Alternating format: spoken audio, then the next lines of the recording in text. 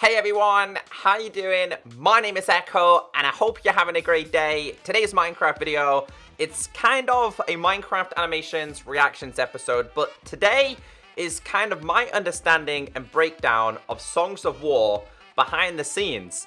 So I asked you guys at the end of Songs of War episode 10, would you guys like to see my reaction and understanding of behind the scenes? And most people were like, yeah, Echo, you should check it out.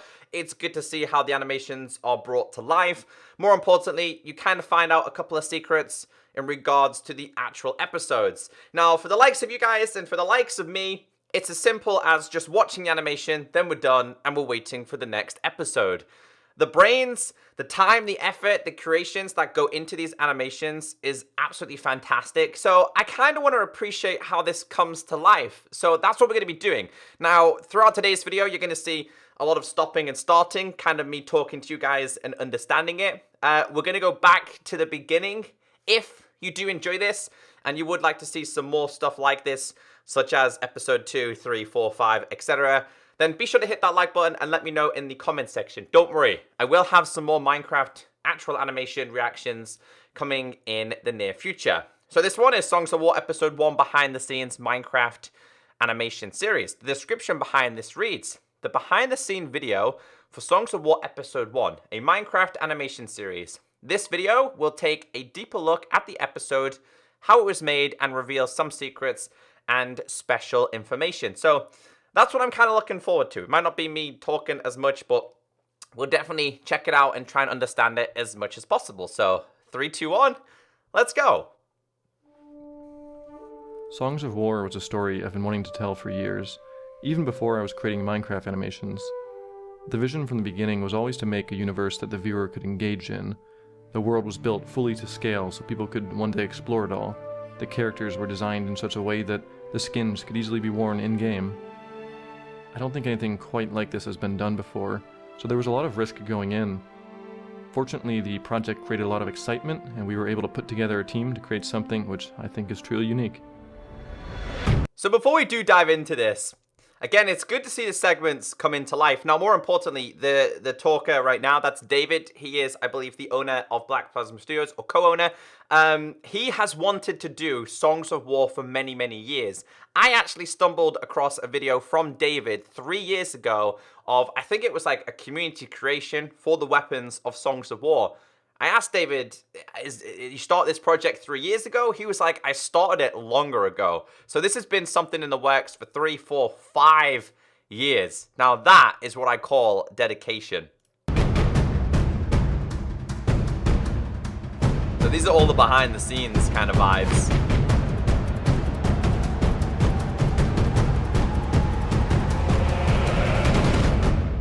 Even just down to the Ender Dragon. David here, director of Songs of War, and welcome to the behind the scenes of episode 1. With each episode, we'll be releasing a behind the scenes to explore the episode, show how it came together, and hopefully provide you with some more insight on how everything was made. Down to the lighting and everything. The series opens with a prologue, a narration detailing an important event in the world's history.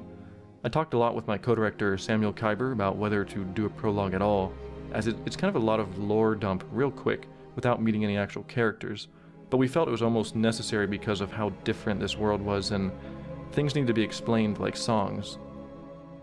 The other function of it was to set up almost a sort of preview of what this universe can be like, despite times having moved on. See, I love that. This is something I'm a big fan of. Let's just mute this a second. I'm a big fan of this. It goes from scene to see how it all comes to life. It's like they're overlapping each other. It's brilliant. But as he was talking about, they were discussing should they do a prologue, should they not do a prologue. But like he said, it is a lot of information to take in at the start without any character understanding or kind of character building. Of it was to set up almost a sort of preview of what this universe can be like, despite times having moved on. The music in the series is completely an original score done by After Infinity, or Dan as we call him. We wanted to create a long, singular flow of music for the prologue, but also go between many different moods and establish some of the themes that we'll be hearing later in the series. The first version of the prologue was just a narration with some real basic piano beats set to screenshots taken from within the world. Nothing had even been animated. Reluctantly, the clans agreed and held a tournament to determine which Ardoni would become their champion. It's actually and wield Minecraft. all 4 prime songs. So my understanding, the music was created just from screenshots. I think that's what he said. But again, it's crazy to see. Like for me and you guys, it's like, how does this world come to life? Well, it's created in Minecraft first before it's even put into any form of animation, and then introducing the animations themselves. It really does blow your mind. The series, despite being mostly original lore, is based very closely on the lore established in core Minecraft. You know, there's the Nether, the End, the undead zombies, and skeletons, and a lot should be familiar to those who play Minecraft, but with just a lot more added on top. We did change a few things to better adapt our story. Some you've already seen, and others you'll be seeing later. There were a lot of really nice shots in the prologue, but one of my favorites is of the Ender Knights walking out of the mist. I brought the light level down to the point where you only really see their silhouettes, and gradually the lights on their armor begin to illuminate as they get closer. I also added some volumetric lights to get the rays coming from behind them. I love that. Nice wet reflections on the floors to really exaggerate the colors of their armor, and faked some 3D dynamic mist by adding dozens of little 2D planes in a row. See, look at that. You don't really... The Ender Dragon rig was a big improvement for us. You don't really learn much about the Ender Knights, if that makes sense. Again, it reminds me of Game of Thrones, because when you look at Game of Thrones and you look at like the Night Walker, well, you see him in episode 1, but you don't really see him onwards. So I love the whole concept of the Ender Knights. But yeah, anyway, this part's about the Ender Dragon. The Ender Dragons are very important in this series, so there were a few things I had to do to make them really work with the story. First, they needed to be each slightly unique so you could tell the different dragons apart. Okay. Just as important, however, was we needed a way to do better wings. Default Minecraft wings, they fold out kind of plainly, and they get in the way when you actually want the dragons to walk around.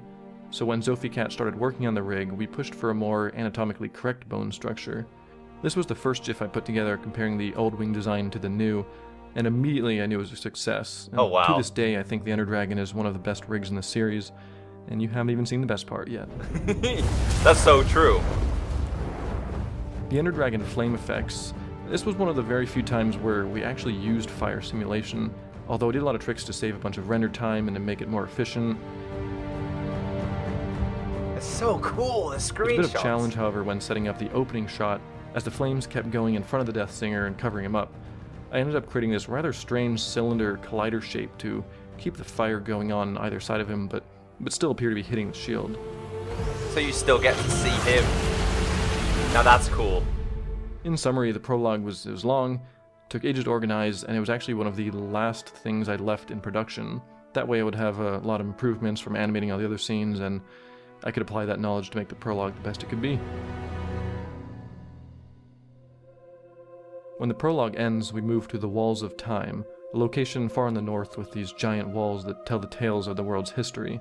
The design I had was that they were literally these huge walls of stone that were mined around when hollowing out the room.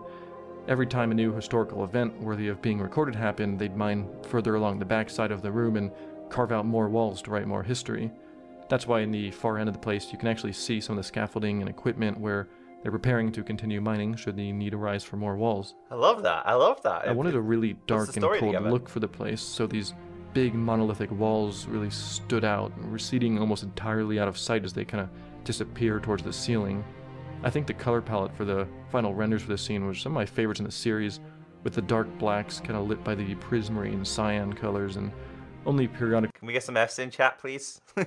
I was hoping this is going to be a long time person. No. Broken up by the warm orange from the lanterns. The prologue is then revealed to not just be a total narration, but rather it was a character reading off of one of these walls, which I think helps make it a bit more immersive that way. The story is read by Thalius, whose voice was just perfect for it. They were given to the masters of the 4 Ardoni clans as a sign of peace and unity. I love Thalius' voice, Some minor breaks there, and then we can do it again. Wait, we have to pause it because there's Deb. Sorry. Dalius Sandaris plays a major role in the series. He's very old, even for an Ardoni, and is one of the few people alive who was also alive during the events of the Great War he was just narrating about. Young Thalius. We also meet one of his friends, Hawken. This was a character that went through a lot of rewrites. We bounced around a bit between making him too silly or too serious, We wanted him to be a bit fun and eccentric, but not set too light of a tone so early in the series. One of his early designs we liked a lot until someone pointed out it was very similar to another character from television, so we redid him almost completely, which I think ended up with actually a nicer result. Yeah, well better. There were some interesting choices we had to make early on in the production, such as how much we'd be following Minecraft rules. Unfortunately, I don't think there's ever a clearly defined line, but we definitely erred on the side of more realism. People can't place cubic meters of stone everywhere. However, we do have the concept of an inventory. Hawken's able to draw both his fish and his weapon from his inventory. Weapons then exist on the bodies to free up inventory space as well as help identify characters. Because they are still here.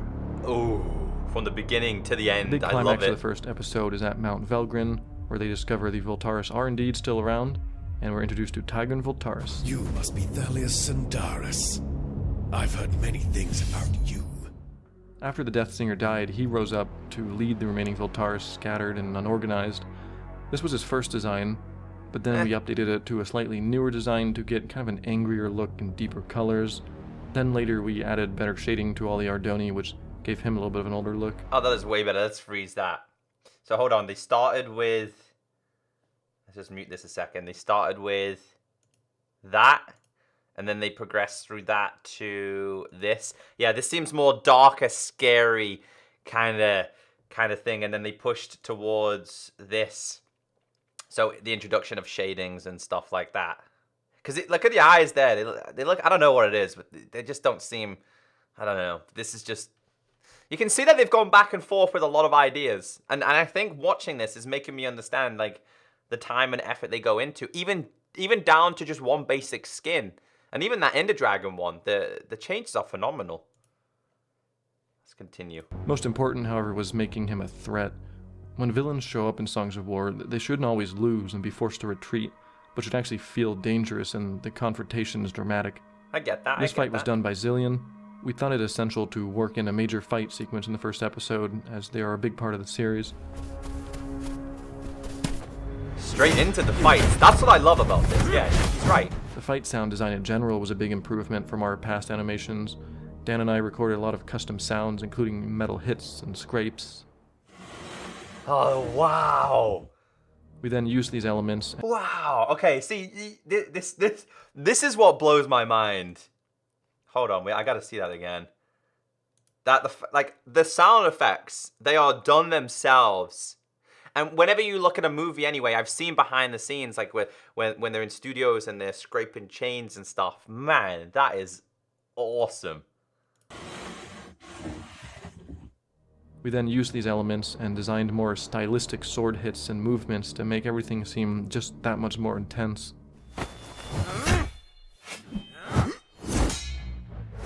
That is so cool! Choosing the lighting for the final fight was a big process. I did tons of different environment ideas. At first I wanted it to be really snowy with an intense blizzard. That way in the final shot everything was just gonna kinda get lost in this big snowstorm as it fades to pure white. Unfortunately, none of these song effects were showing up well on the white background, so I went with one of the more dark nighttime ones so these songs and effects would really punch a bit better. I think this was a good choice because it also allowed for the nice moonlight rays, which helped frame shots. That shot's a perfect example there, though. You've still got kind of like the blizzard effect going on right there, but like you said, the moonlight one is a little bit more relatable. Frame shots.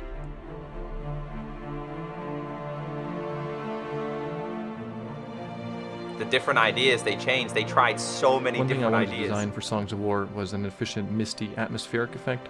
This was something I had tried many times during production of the series, but always failed. You can see my attempts resulted in intersecting lines, and when I tried it again, I had the same problem. I ended up cheating a little bit and having the noise mapped to the mist, which prevented the lines, but unfortunately led to a little bit of projection issues, hopefully no one noticed. I also used a similar misty effect when fading to Northwind. Initially there was just a straight fade from white, but having it kind of come through the physical mist and reveal things more naturally was a lot better for transition. Old and new. Tigran's Energy Ball song was a very important one. It was made mostly of these just spheres with displacement and nice energy textures. On the outside are these rings that provide little bits of energy arcing around the core.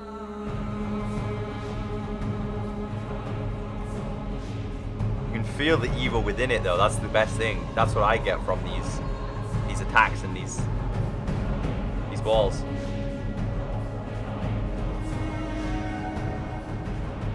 Dan created the sound design for all the songs, and we describe these Aggressium songs as being very unstable. We wanted to show it being powerful and visually impressive, but not make it seem like songs were unbalanced. He has a powerful song, but it's very slow and relatively easy to evade. Also, Hawken is able to block it with a shield, although the shield is entirely destroyed and he seems to get hurt from it as well. It was extremely important for me to create a balance in the universe so that no character or faction seemed too overpowered. I love that, though. The other song we see being used is Thalius's Teleport. We wanted something real short and fast, more like a quick blink. It leaves behind these nice clean trails, but we also had to illuminate his skin to really get that bright flash of light. The sound here was mostly on the charge up. When the actual activation happened, we wanted a crack and an echo, like air rushing back into the void, similar to lightning strikes. It's so good listening to it. One of the other big effects showcased here, apart from the songs, was Thalius's enchanted sword. In Songs of War, we deviated a bit from Minecraft with our enchantments and gave them both an idle and an activated state. For Thalius, we wanted something pretty clean and elegant, so a basic aura surrounds his sword and it leaves behind a nice clean streak. I went through a lot of streak effects and tested it in old scenes, but you can see here that the automatic approach wasn't really that noticeable. Ended up doing something a bit more manual where I'd move this big stretchy thing along behind his sword. Eventually, later in the series, I did find an automatic way to do it that still looked pretty good. That's so cool, that. There's actually a little bit of this episode that got deleted very last minute. We wrote a bit where Hawken is kind of undeterred by Tigrin's threats. He just starts throwing some snowballs at him and brushes all the danger off. On paper, it was this nice little break in tension and a fun little moment with Hawken, but when we went to put all the scene together, we could see it was just completely breaking the mood. There wasn't a good way to shift from dark music to something comedic and then right back to dark without it just feeling kind of jarring. My name is Tigrin Voltanis. Oh. Yeah, we're not afraid of you. Thalius can take on all 7 of you. Right, Thalius?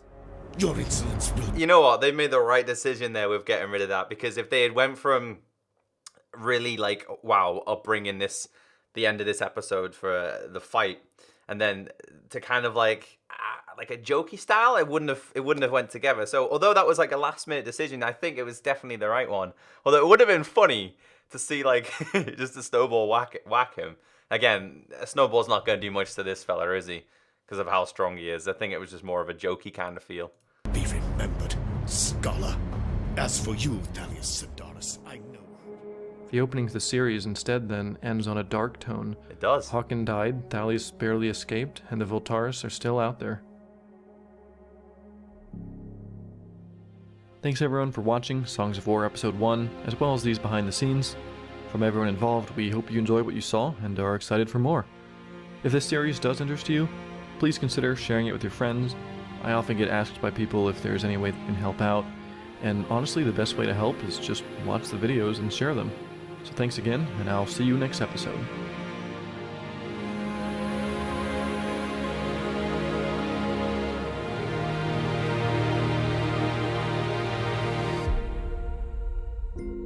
That really does make the whole episode come to life. Again, guys, we watch 15 minutes is how long the episode is. We just watch it. 15 minutes, 37 seconds, and then that's all we think about it, right? We're like, whoa, next episode is coming. But the things that go into this, and they're doing all the sound effects and stuff like that, it really does bring the episodes to life. It just goes to show you how much time and effort has gone into Season 1. Now, I don't know if you guys enjoyed this. It was definitely something different for me to do, a little bit longer than the normal reactions, but it does start to bring the episodes together. If you want to see more, hit that like button. And yeah, they definitely have gone back and forth with a lot of different things with this. Well, the main thing that I really enjoyed had to have been the Ender Dragon rig. I think how they brought the Ender Dragon and the Ender Knights, how they brought the Ender Dragon rig to life, it's just way better. They did really good on that. They customized the rig itself. But yeah, guys, have a great day, stay beautiful, and of course, hopefully I catch you next week for another breakdown. Catch you next time. Bye.